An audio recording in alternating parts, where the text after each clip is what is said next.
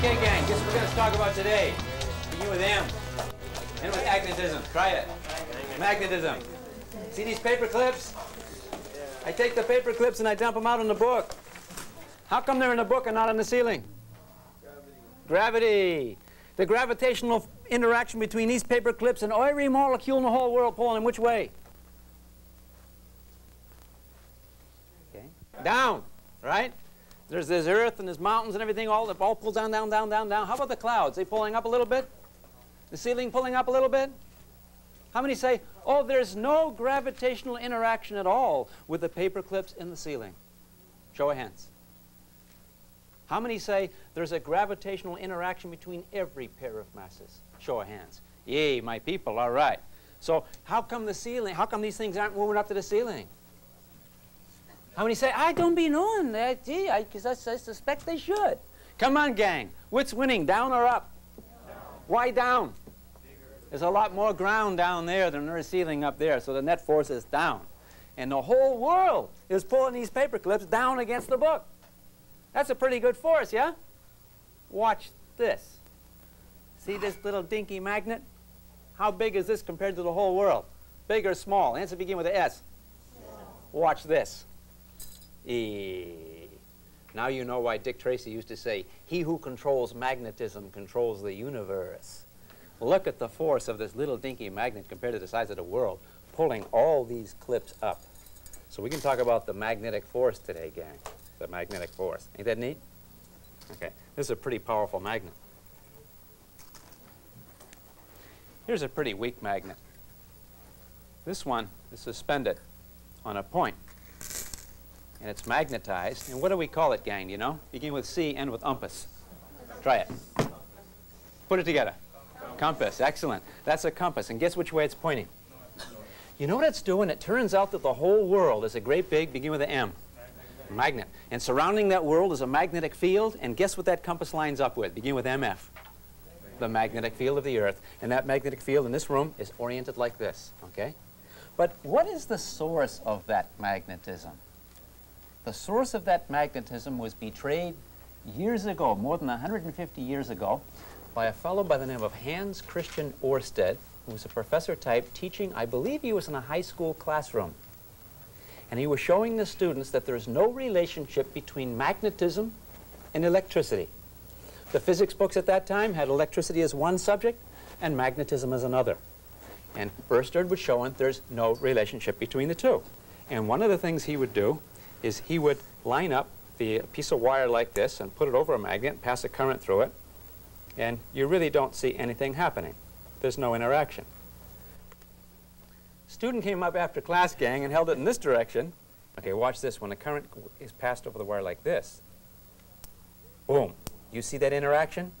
It turns out there's an interaction between a current-carrying wire and a magnet. And it turns out, to make a long story short, the source of all magnetism is moving electric charges. And when the charges move through the wire, they set up about the wire a magnetic field. And that magnetic field is in concentric loops around the wire. If I pass this wire through a hole in a piece of paper, and I put a whole lot of little compasses around the wire, and no current goes through, all those compasses would point north. But you know what would happen if I put a current through that wire? Bam! All the compasses will line up with the field. And it turns out that field takes the shape of concentric circles about the wire. The further away you get, the weaker they get, but the direction is all that way. So surrounding every current-carrying wire is a magnetic field that takes the direction of the concentric circles. The magnetic field about a bar magnet like this. You ever see the magnetic field of these things? If I put this down, put a piece of paper on the top, and then put iron filings, you'll see all the iron filings piling up in the middle, betraying the shape of that field. You have photographs of that in your book. So the magnetic field is very strong between these pole pieces, and it's also relatively strong about a current-carrying wire. The more current through the wire, the stronger the field. Hey, guess what, gang? If I take that wire and I loop it over like that, guess where the field will be concentrated? How many say, oh, probably out here somewhere? Show of hands. How many say, oh, the field would probably get all concentrated right in here, all bunched up in here? Show of hands. How many not be knowing? Okay. Well, it turns out, yeah, the field will get all bunched up inside here. And furthermore, if I put a piece of iron through there, guess what the iron will turn into? Or guess what the device is called? Begin with EM. Electromagnet. And I can kind of show you that over here. Here I have a whole lot of coils of wire. See all those wires, these green coils? It's coiled around, around, around, around, around. When I pass an electric current through here, guess where the field is going to be concentrated? Inside or outside? Begin with an I. Inside. It's going to be concentrated in there. And furthermore, what I'm going to do is I'm going to induce the magnetization of this piece of iron core. I can show you that. Right now, this does not pick up the clips. Why doesn't it pick up the clips? It doesn't pick up the clips because right now it's not an electromagnet. Why is it not an electromagnet? What are the two ingredients you've got to have for electromagnet? Electro, honey. I've got to put some electricity. I've got to put some current through here. And I can do that by simply plugging into a power source here. Can you hear that little hum? Turns out this is alternating current. But let's watch this, gang. It turns into a magnet. Guess what kind of magnet? Electromagnet. Get it? And this electromagnet is what? This electromagnet is simply a device that concentrates the magnetic field line in a coil, and then you put a piece of iron in there, and the iron becomes magnetized by induction. And now it cuts off. Oh, look at this. A little residual magnetism. That's a fancy word for leftover magnetism, okay? It turns out these are still a little bit magnetized. Hey, you want to screw up a magnet? Drop it on the floor a few times, or throw it up against the wall, or put it in a fire. Would that be good for a magnet or bad for a magnet? Why bad for a magnet? Because you're going to jostle all the alignment out. You guys be reading about the alignment of the magnetic domains. We don't have time to talk about that today. In all these lectures, don't we just talk about some of the icing on the cake?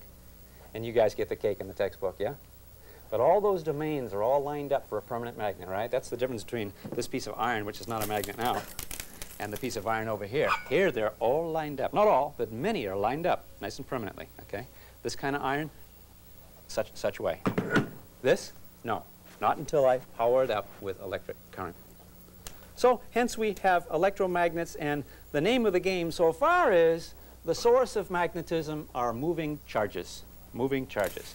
If they move in a wire, then you wrap that wire around, you can concentrate the field lines, and you get an electromagnet. Any questions at this point? Lee? How did the moving charges, or which moving charges cause the magnetism in the natural magnet? In the natural magnet, one could say, very good point. Where are the moving charges? There's no current. Ah, but the iron magnet is made out of what? Atoms. And atoms are made up of what? Charges. Charges. Charges in the nucleus, okay, which don't move very much, okay, and charges which orbit around, and those are the electrons. Those electrons, gang, make up little electric currents. But in most atoms, and this is in your chapter, in most atoms you have as many going one way as the other way. Turns out the spin of the electron is even more important.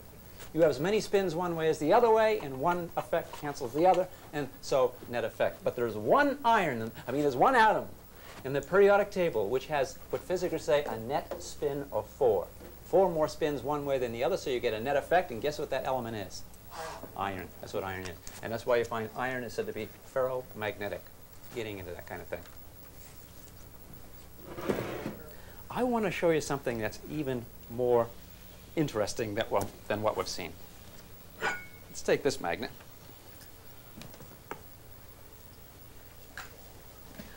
I'm going to put the wire in the magnetic field of this magnet, and I'm going to touch this momentarily so I get a pulse of current. And when I do that, when a current goes through this, would this wire, in a sense, be a magnet? How about when no current goes through it? See, it's copper wire. Copper is not ferromagnetic. Copper, you've all tried when you were a kid to pick up a penny with a magnet. It doesn't work, does it? Because the penny's copper, okay?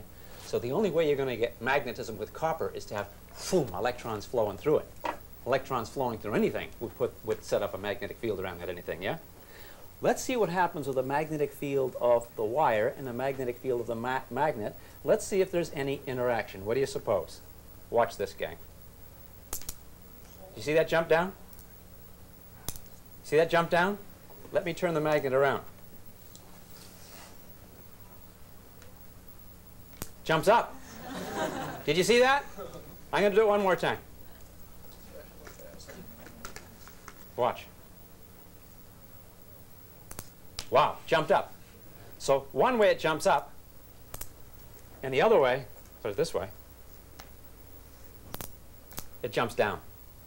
I wonder if that jumping motion could be harnessed. How many people say, well, no, there's probably no practical application of that. Wires will move in magnets. Big deal, right? Is it a big deal? It's a very, very big deal. Because guess what this underlies, gang? Electric what? Begin with M, end with odors. Try it. Motors. Any electric motors be working on such principle, okay? And dig this. Whenever you see any electric motor, realize, you know, sometimes we see things and we're so overwhelmed with the complexities we don't know what the nitty-gritty is. Realize the nitty-gritty of an electric motor is simply a current-carrying wire, boom, being deflected in a magnetic field.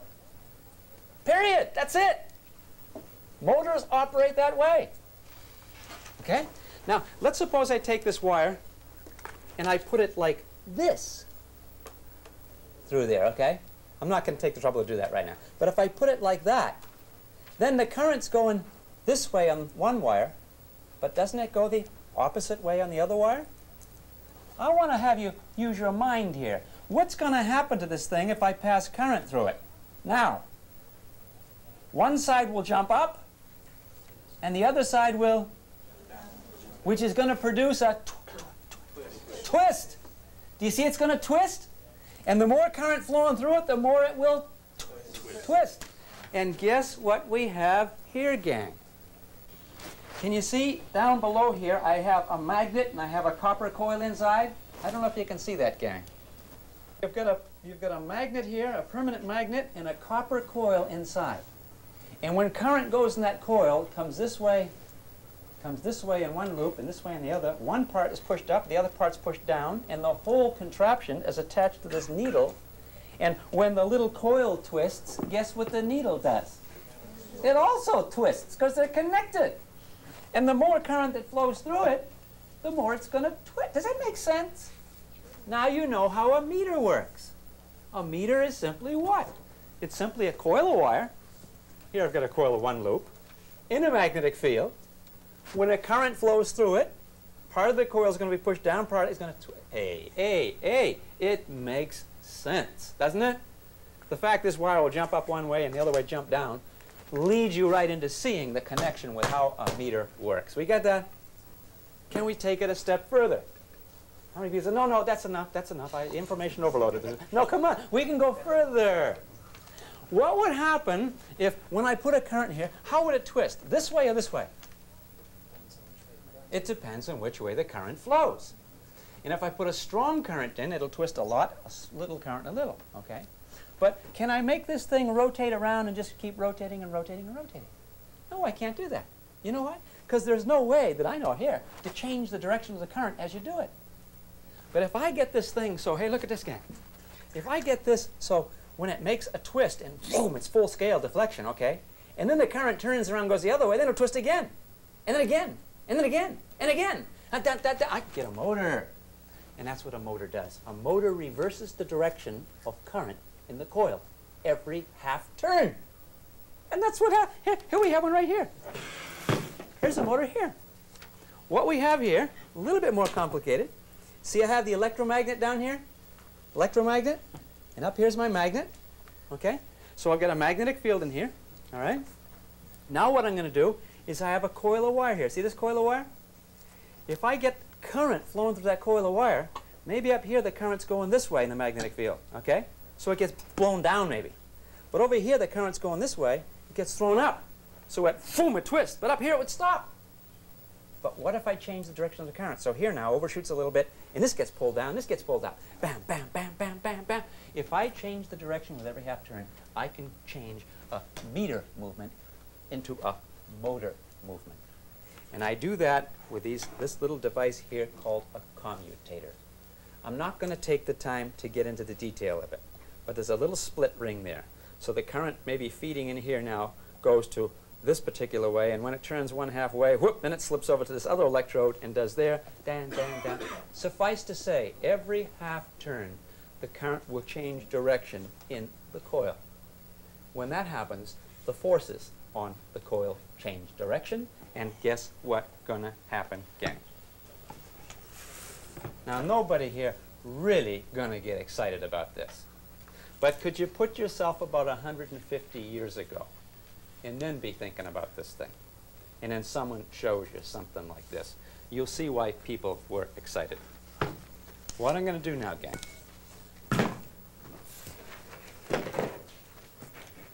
is I'm simply gonna attach this electromagnet to the battery, because I want to have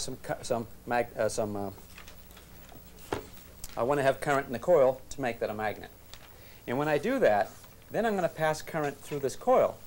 And what's it going to do? Yes.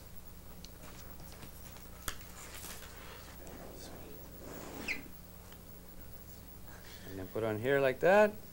Now I get current going on there and current going through there, and I should get a... You know how sometimes when you're shaving, you got to get the thing started a little bit? Eh? Look at that. What do we see there, huh? How many people are bored? Would your great-grandfathers and grandmothers be bored about such things? Would they? They would say, hey, because of this. Do you suppose this had any difference in the way the world works? Gang, it really did. If it weren't for things like this, these devices, you know, people's teeth would be all green. You know when you see a friend, you smile, and one of the things that's nice is the nice sparkly teeth, right? Without one of these things here, everyone would have green, scummy teeth. You know why? Because there'd be no such thing as an electric toothbrush. Yeah. You see people are rather healthy today? People are rather healthy. Do you know how people would be if they didn't have motors like this? They'd be emaciated. They'd be undernourished, because there'd be no electric can openers. There'd be no way to open cans of food. Okay, you hear what I'm saying? Okay, you see people that their clothes are lint-free. If it weren't for devices like this, you'd have no little lint machine to take the lint off. The world would be different without this electric motor. This electric motor adds to the quality of life. Will you agree? Huh? Huh? Think about the electric motor every time you see someone with a nice, clean smile. All right? Yeah, really changes things. Questions, Lee? If the current didn't alternate, would the motor keep spinning? If the current didn't alternate, it would just boom, turn to one point and stop. Or would it go a little beyond and then be... It might shoot, it would go something like this, like, and finally set up. Just like maybe putting a compass in a magnetic field and see, and finally settle off. See? But it's got to reverse to, boom, go the other way. Isn't that nice? And it's a little simple device that'll do that. So what we've talked about so far, gang, is how we can begin with magnetism and electricity and get motion. Okay? With those two things, we can get motion. But before I go further, I think there's another question. How come if one's charging it to go one way and one of the wires is charging to go the other way, how come it doesn't cancel out and just get it to stop? Well, bear in mind now, let's look at this. I don't know if I'm answering your question, but let's suppose the current's going through this way. This side is being pulled up. This side is being pulled down. Oh, okay. So it twists. Now when it gets to here, boom, the current changes. Okay? Because I've just gone from a little space to here. Whoop, the current goes the other way now. How this happens would take a little detail for you to look at. And I'm not going to explain it too much. I used to explain this on the board. It takes 10 minutes. And then you forget anyway. Suffice to say, this little thing called a commutator will reverse the direction of the current. And when it does, then what pulled it up will now pull it down, and boom, boom, boom, boom, boom, and away it goes. See? So there's not a cancellation. There's a reversing of direction and a continual rotation. What determines the speed of it? The speed, what determines the speed is the strength of the current, or the strength of the magnetic field. See? The stronger the magnetic field, then the greater the interaction. The more the current in here, the greater interaction. So if you increase either, you'll increase the speed at which this thing goes. Because a small force will pull it up a little bit. A big force, boom, snap it up quickly, see? And bam, bam, bam, bam. Bigger force will make it go faster, faster, faster. Most motors are designed to rotate so that at 60 times per second. 60 rotations per second. Okay, that's 60 hertz. 60 hertz motors. That's what we have in this country. In Europe, they have like 50 hertz motors. But there's a particular frequency at which the motors are designed to rotate. Okay, gang, I'm going to shift gears a little bit. If from electricity you can get magnetism, the question was raised a little over 150 years ago, can you go from magnetism and get electricity? And the answer is no, there's no way to do that. Does that bother you a little bit? Yeah. Come on, gang. Is there a way to, is nature symmetric? Yeah. How many people, oh no, nature will go from here to there, but that doesn't mean it'll go from here to there. Hey, how about it? Come on, think. Check your neighbor. Can you go from magnetism and get electricity? Okay, gang, how many be saying, yeah, it's probably so that you can go from magnetism and make electricity? Show of hands. Well, almost. Oh, okay, all right, okay, all right, all right. We're all together, yeah? Okay, all right. Let's see how that was done in 1831. This was done by a couple of physicists about the same time in history. One was Michael Faraday, a Scottish guy in England, and the other was Joseph Henry, an American type in Vermont in the 13 colonies. And they both at the same time found the same effect. And here's what they discovered. They had meters similar to this at that time, but they didn't know how to get electricity. Well, they got electricity from batteries. A fellow by the name of Volta, Alexander Volta, Italian type, made batteries, and that was kind of nice. Everyone's excited about electricity. And then Michael Faraday and Joseph Henry discovered the following.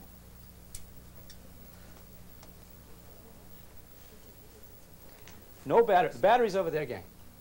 No batteries, no tricks. Magnet, wire, meter. Watch this.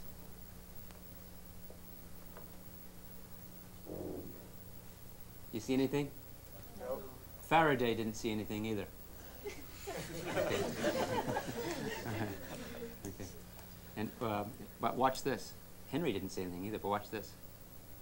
Did you see something? Yeah. Again.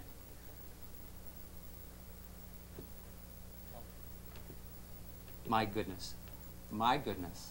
There's no battery nearby, and guess what we are generating? Begin with EC. Electric current. I am generating electric current. And Faraday and Henry found out that. No batteries, no cells, no lightning, none of that. Just the motion of a wire in a magnetic field. So Faraday goes to bed, and he's really excited about that. And while he's in bed that night, I'm making this up now. While he's in bed that night, he's kind of thinking, gee, I wonder what would happen if I did it with 2 wires. So he gets up in the middle of the night, takes his candle, goes downstairs. Had to do a candle. Little did he know that he was going to get rid of candles, honey.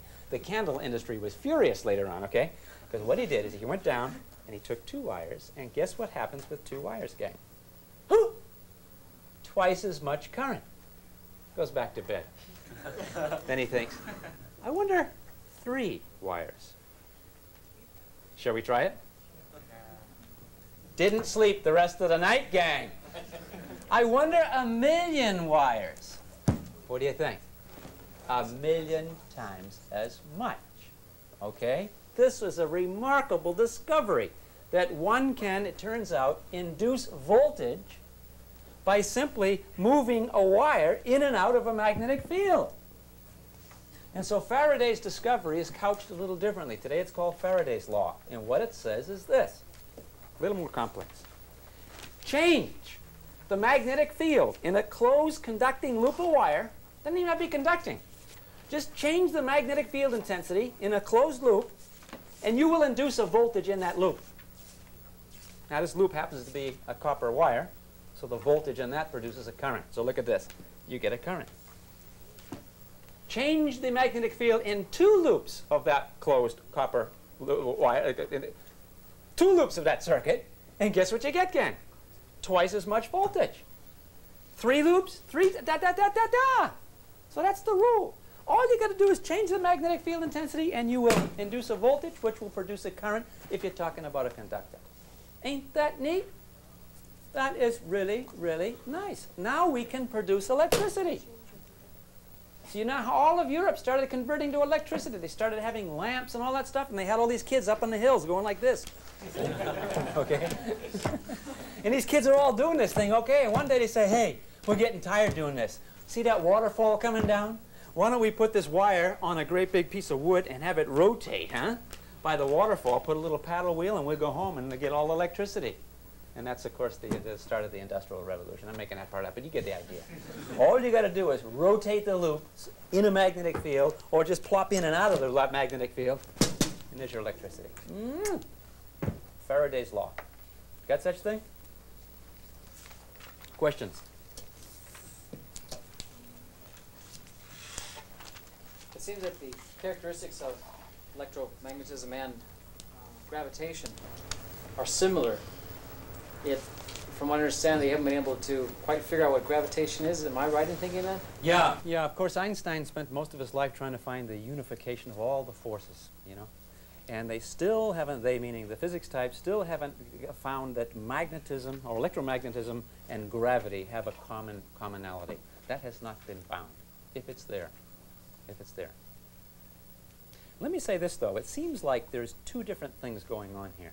When I first learned about this, I thought I learned two different phenomena. One was, if a current flows through a wire, it's deflected. And then a completely different one was that if you take a wire and plunge it out of a magnetic field, you'll induce current. But you know what? They're one and the same. There is a commonality there. Let's look at it.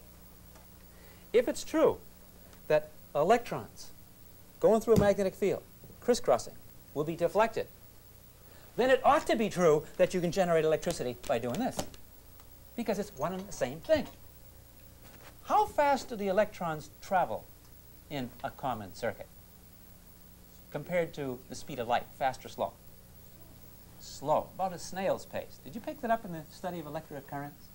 The actual drift speed of the electrons is very, very slow. The signal traveling through the wire, that's about the speed of light. So when I have current coming through here, when you saw that deflected out, the electrons did not go racing through at the speed of light through the wire gang. They're probably going like this. And that motion through there, boom, you had the interaction. Now, if electrons moving this way are forced up, what would happen if I just take the electrons and force them down? Or just move them down? They're going to be forced perpendicular. But this time, guess what's along the perpendicular direction? Begin with W. Wire. There's a path. So when the electrons are coming down, they're again deflected. I could go like this. I could go like that, the same thing. They're deflected. This time, they shot up before. There's nothing to do but pull the whole wire up too. But if I come in this way, boom, they shoot up, but they go along the wire. So what I've done is I've produced a current. So this over here produces an electric pressure on there, which we call a voltage. And so a voltage produced in a wire crossing through a magnetic field is not fundamentally different than having electrons go through a wire held this way and being popped out the side. It's the same thing. Check that part in the book. It's the distinction between the motor effect and the generator effect. They're really one and the same physics. Check that out. Now over here, we have a generator. Turns out this is a generator too. I took the time to do this one. I'm not going to take the time to do this guy, because I got too many ideas. But this, what I would now do is I would now hook up the electromagnet, and I wouldn't put any hookup with this, the coil, with the battery at all. I'd make that an electromagnet, and then I'd hook this up to the galvanometer and turn this, and guess what you're going to see over here? It's the same thing as just like twisting it in here, okay? You're going to see current produced, okay? I'm not going to take the time to do that. I can kind of show you this because it's already hooked up. I think you've seen this before. Look at that. I'm lighting up the lamp, okay? Now I'm generating electricity to light up the lamp. See if you're sitting next to someone who knows how is it I'm able to generate electricity and light up that lamp by turning the crank. What is going on? Okay, gang, how about it? How about it? What is going on? How am I generating electricity over there? What am I doing? What's Faraday say you got to do? You have to have a magnet and move wires. I got to change the magnetic field intensity in some closed loop of wire, yeah? And guess what's inside here, gang? Begin with closed loop of wire. And when I take